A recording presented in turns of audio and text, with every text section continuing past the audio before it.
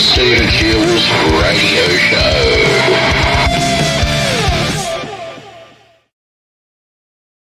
hmm Hi, Susi Amendola. How are you? Welcome to the Stephen Shields Radio Show. You're a teacher on Inside Timer. Yeah, tell us about your journey.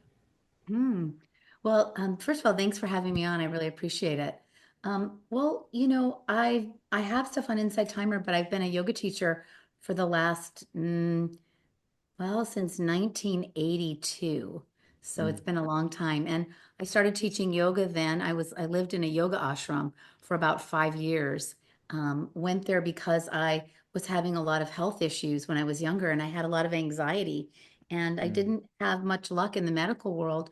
So my mom took me to a yoga class. And as soon as I took my first yoga class, I felt sort of years of anxiety lifting.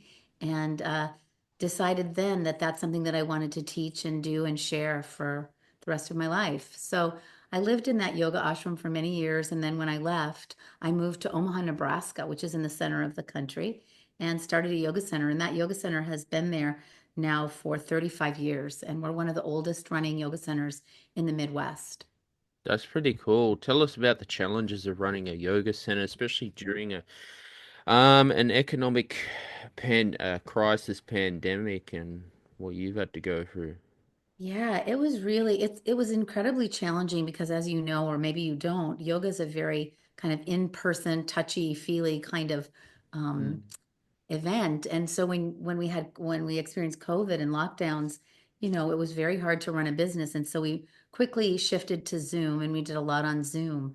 But it was challenging. And luckily I had bought the building that my yoga center was in several years prior. Mhm. And so that allowed us to sort of weather out the storm a little bit because, the building was mine and I rented out some of the spaces to other people. So I was able to kind of make it through COVID and then reopen again. But it's taken us a couple of years to kind of get back into it. And of course, Mm. in the meantime, yoga has kind of fallen out of fashion. So it's challenging. But the kind of yoga that I teach really has a lot more to do with health and wellness and stress. And I just Mm. wrote a book called The Centered Heart this year. And it's a book about my experience working in a lifestyle change program for 35 years with Dr. Dean Ornish for reversing heart disease without drugs or surgery. And so I've been doing that work all along. And I realized, like, this yoga really translates well to working with chronic illness. And so while I was working in that program, I started recognizing that stress was really responsible for a lot of the chronic illnesses that we face today.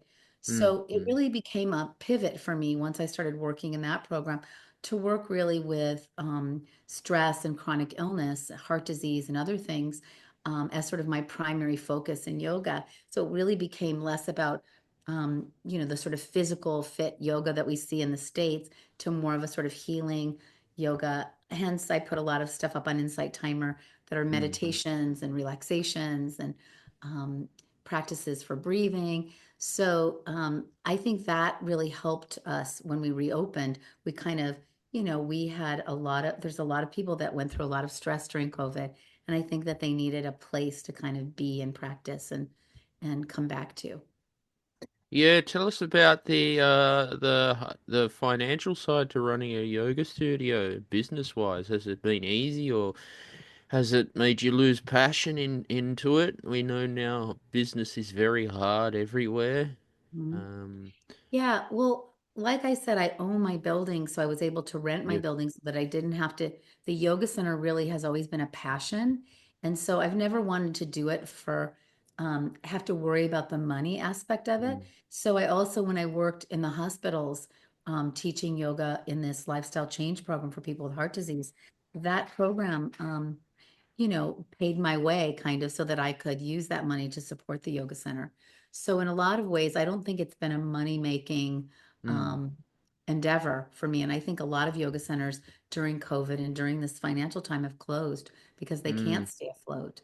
But we've been able to weather that because of that. And we have a pretty nice, we have a pretty nice group of people that come to classes and do our trainings. And so we're very fortunate. I feel really lucky to be able to do what I do and to have bought this building at a time when prices were low and I could do it. Mm. And, so that just worked out. So I was really fortunate because I don't think it's No, been that way for most people.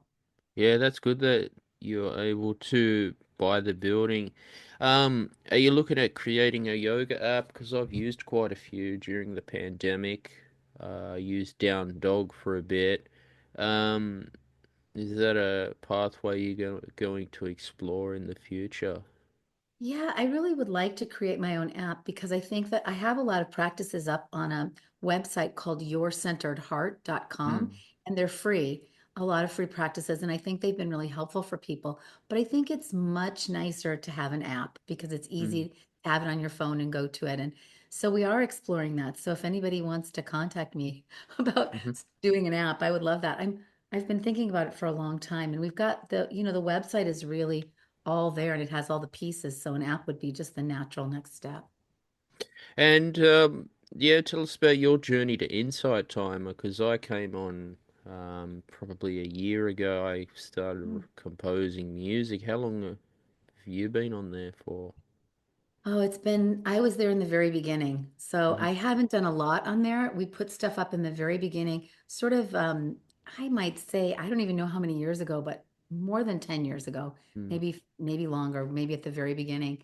And, I felt like giving away practices. And that was at a time when people weren't giving away practices, but I felt like sort of giving things away was really helpful just because I wanted the practices to get out there. mm, Just felt like it was a smart move. And I think a lot of people, we didn't continue putting a lot up because I've been so busy. But, a lot of people have used Insight Timer to really launch their yoga businesses and their mm. music. I'd like to hear a little bit about your music. What are you putting up there? Some meditation stuff, compositions. I did some affirmations for content creators. I can send it to you after. Try and get people to overcome writer's block. And That's awesome. for me, I published there not to, I don't publish there to make money. I did it because I wanted to do it. And I Hmm. put them on YouTube as well. Yes, it's been, I'd say when the spirits call me to do it, I write there. Mhm. That's wonderful. Yeah, I think that's really interesting. I think a lot of people that have done stuff on Insight Timer have done it just because they've wanted to get stuff out there. And it's a really nice Mm. format and platform for that. So, yeah, that's wonderful. So this book, is this your first one that you've published? It is. It's the first book I published, and it's really evidence-based mind-body practices for Mm, stressing less um, and really improving cardiac health. So it's really about not just cardiac health, but about stress and managing stress.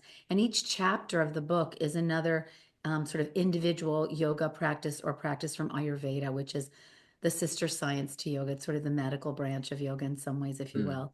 And so each chapter, one chapter, we focus on meditation and the different kinds of meditation. So when I work with people, when I started working with people in the heart program that I worked in, a lot of them have never heard of yoga. And it was like mm, 30 years ago and they called it yogurt. They didn't know what it was. mm. And I really needed to adapt a lot of practices that would help sort of mainstream people who knew nothing about yoga and meditation so that it was easy for them. So the book has all of those practices in there. So there's like three or four different kinds of meditation. There's a breath-centered meditation. I think there's a counting meditation.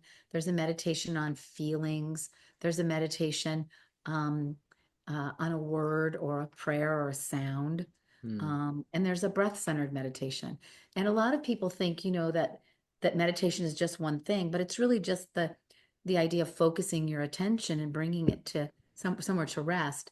And so we even have a walking meditation in there. So each chapter has these practices, like there's about six or seven different breathing practices in there that you can use for people. Not yoga is not one size fits all, and Mm. stress management isn't one size fits all. So it's a lot of different options that people can use to sort of help themselves work with their own stress levels. Yeah, especially COVID's created a lot of stress in people. Yeah. Um, And a lot of heart disease. yeah. Hmm. And it's quite sad too because of mental health. I think the last, what is it, 2, 3 years, we had a mental health crisis.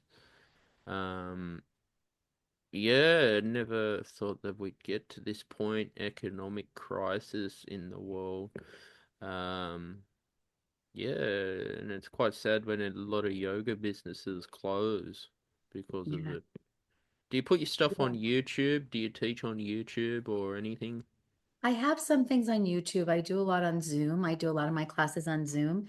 And you're right. I wanted to just say that, I think at one point in Omaha, Nebraska, which is a town of about, there might be 600,000 people here, Hmm. but we might have had 20 or 30 yoga studios.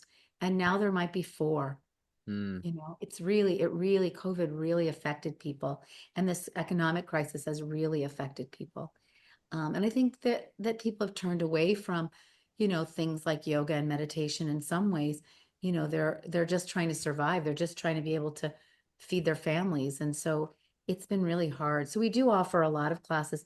We offer a lot of freebie things for people Hmm. too, to sort of help people out. Besides yoga, are you doing any other passion projects? Right now, not so much. I mean, we have yoga at our yoga center, but we also have classes. We do sound baths and things like that, which you probably know a lot about too because of the music that you do. But right now, that's really my big passion. And, part of my book that I wrote was about, being able to connect to nature. And so Hmm. one thing that I do every day is I make sure that I get out in nature every day. Today in Omaha, it was below zero. It was 1 degree below zero here. Hmm. And I thought I'm not going to be able to do it.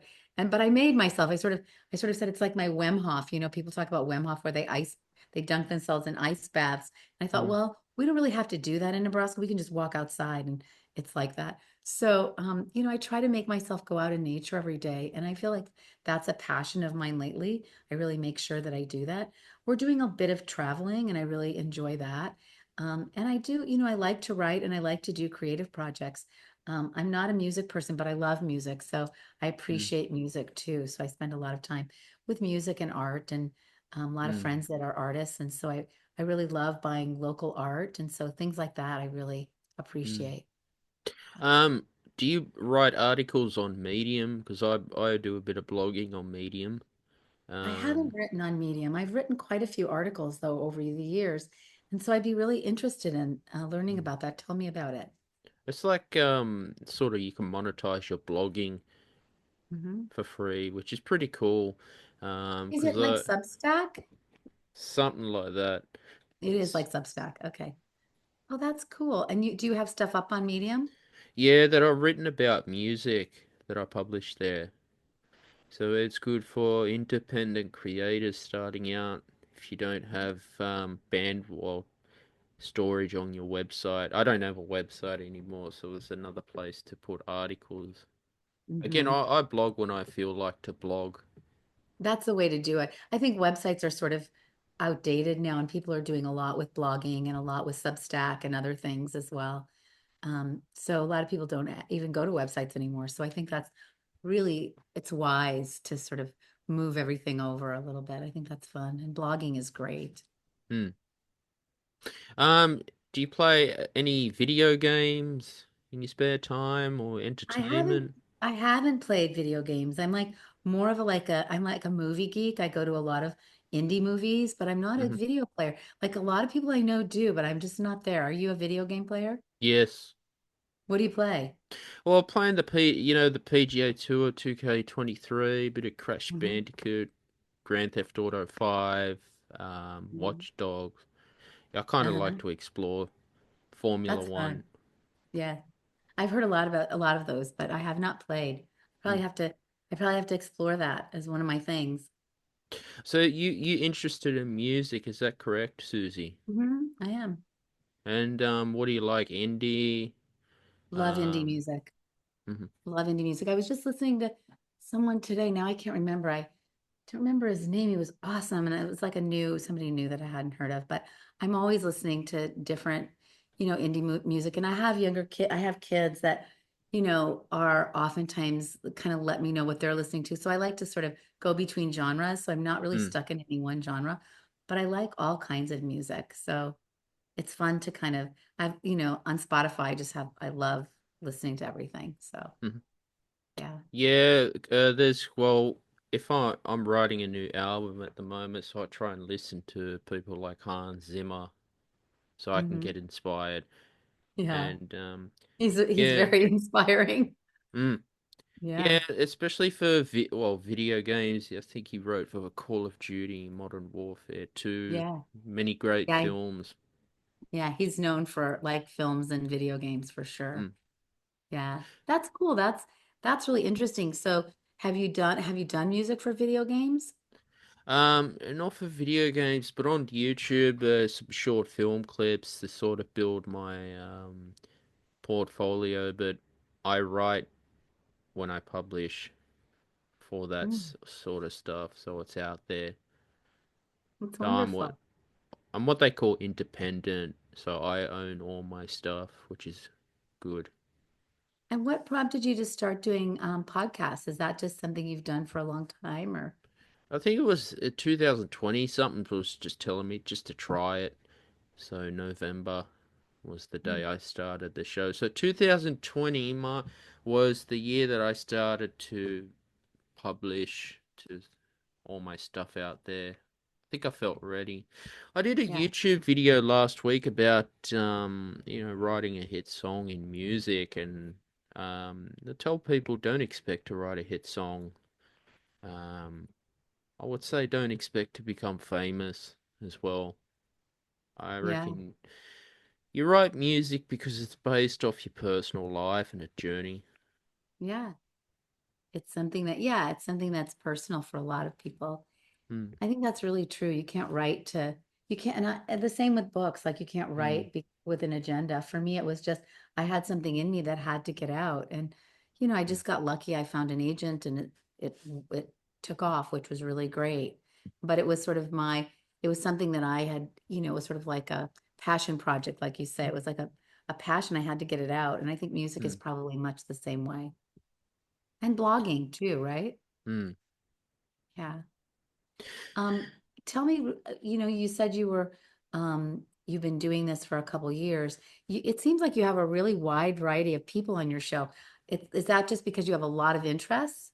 Is it, Yeah. I yeah, sort of got inspired by Joe Rogan. of Joe Rogan? Talks a lot of things, and I didn't want to do a podcast that was just music related because I'd get bored with it. Yeah, So lately, because I haven't had guests, it's just been me talking about what's going on. Politics, of course, I'm passionate about it. yeah. Um, but yeah, definitely a wide variety of interest as well. And how long have you listened to Joe Rogan? Before 2020, I listened to a few of his old stuff when he was Yeah, talking comedy, but now he's moved toward. You notice his politics. episodes are more conservative and spiritual now. Yeah. Yeah. I think he always was. I had a friend that said she knew him, and I Mm. think he was always like that. But I think his podcast maybe just changed recently. He used Yeah. to be an old school left. Yeah, but I think that happened to a Mm. lot of people. Mm. At least that's been my experience is a lot of really left people have now gone right. Mm. They've kind of moved. And I think it's not because um they've moved right, it's because the left has changed. The left has gone right, Mm. which is really interesting. So I think, yeah, it's like the left has turned into something it wasn't. Like at least when I was younger, the left was really a different place. Mm. It was very free speech and all of that kind of stuff. And I feel like that's all changed. And so I think I really appreciate Joe Rogan talking about all of that. I think it's kind of inspiring at times I like the long form kind of podcast where you can really get to know someone. And because I think Mm. right now we're sort of in the era of sound bites and people just take everything and twist it and kind Mm. of make it into what they want to make it into without context. And I think everything begs for context. And, I think that part of what I wrote in my book about just having compassion and understanding for Mm. other people. It comes when you take the time to really hear what they're saying and understand who they are. And I think we've lost that. And so I Mm. really appreciated that about his podcast. It's like he really spends time with people. And it's hard to dislike people or to see them as separate from yourself when you really start to understand and drop into their stories. mm, And so I think that that's so needed now. We really need to sit with people and kind of hear where they're coming from. Because if you know where they're coming from, it's hard to not align with them in some way. You might not agree with them, but you can start to understand them and have compassion for how mm, they got there. So I'm somebody as a yoga teacher, that's what I'm really interested in, mm, and in some ways really passionate about that, about really this whole thing that's happened in politics in this country is people picking sides, and I think that's been really terrible for humanity, for people to mm, be so positioned against each other. When in reality, I think we all kind of want the same things. In mm. some ways, we all want to be able to feed our families. We all want to be able to have our good health. We all want our children to be happy.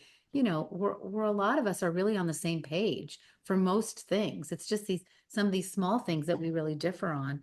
And I think Mm. we make them into big things so that we can divide ourselves and pick teams. And I really um I find that unnerving. It feels like it's not what we should be doing at this point in our existence, but we should really be gathering ourselves more. And it sounds like, Mm. you being on Inside Timer and doing this kind of music that's helping to unify. I think, you know, in truth, I think we're all looking for that in some ways. We're looking for some kind of unification, some place where we resonate together. Yeah, you spoke a bit about the cancel culture. I wrote an article about. There's nothing more frustrating when you write stuff and then YouTube will like shadow ban it, um, shadow banning going on. I Yeah. mean, I won't get into the whole political process with it, but it happens to even a lot of big famous musicians as well. Um, Yeah, I mean, my husband's a psychologist, and mm, he's into functional medicine, which is really an interesting thing to be into. And, he may have posted something on Facebook that was mm, about vaccination, like, something about wanting healthy vaccines or something. And then he was automatically sort of put in a pot of being an anti-vaxxer, and his Facebook page was shut down.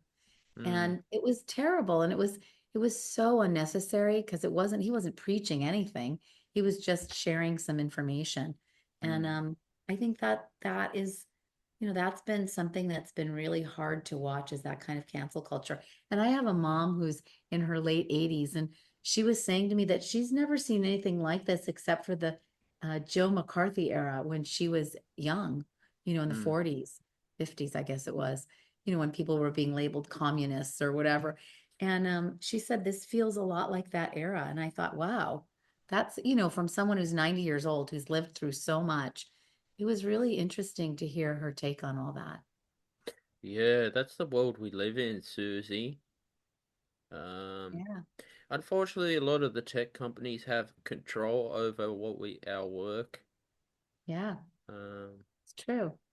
I tried to publish on Rumble and look for YouTube alternatives out there for my stuff, not relying on YouTube because it starts to drive me crazy. Mm-hmm. I I bet. feel that you put all your time and effort into making the best quality work you can, and no one listening to it. Mm-hmm. It's difficult. And it's like it's really hard because there's so much, there's so much out there. There's so much content now that it Mm, really is hard to make a ripple in any of that to even have any kind of an effect anymore. Yeah. That's got to be disheartening in some ways. mm. But yeah, to wrap up the show, have you got any future projects coming out? Or what are you going to be up I've got to? a program that I actually have been launching. It's called a 30-day program for stressing less, a stress Mhm, less program. And that's something that I've been working on, and it's available on our website. mhm, And I'm also looking to do some retreats, like maybe some retreats in other places, maybe in Melbourne one day, or maybe in mhm. Sydney, I don't know. But just trying to find a place to do some centered heart retreats where people can gather and do some of these practices together in a beautiful place. So working on that. That's cool. I'm working on a new album for next year, and yeah, I'll keep podcasting and hopefully get more great guests on the show in the future. Sounds great. Um, Anything you want to say before we finish? I think that maybe just a few things just about, the book and Hmm. what it really is about. And, it's really a book about the impact of stress on our health and well-being. Um, and that most of the stress that we experience can be mitigated with just simple practices to retrain the nervous system. So really that's what this book was about. So Hmm. maybe just something like that, or also to say that, I think that people have a lot more agency in their own health than they might have thought. And that Hmm. being able to do some of these practices gives you some of that agency back, gives you some of that power back. It really directs you back to your own inner healer, your own intuition, your own, your own inner light. So Mm. I just encourage people to kind of, go inward and do some practices that help you reconnect with that part of yourself that is deeply connected to a universal kind of consciousness. Where can people find you on social media? I'm on Instagram, Facebook. I think we're on TikTok now too. I'm Hmm. on LinkedIn. You can find me at Susi Amendola. Hmm. And that's at my Instagram. I think it's Susie Amen on Instagram. And on Facebook, I'm at Susie Amendola or the Centered Heart. Um, so yeah, and you can find me also at yourcenteredheart.com where we've got a lot of Awesome. information there. Yeah.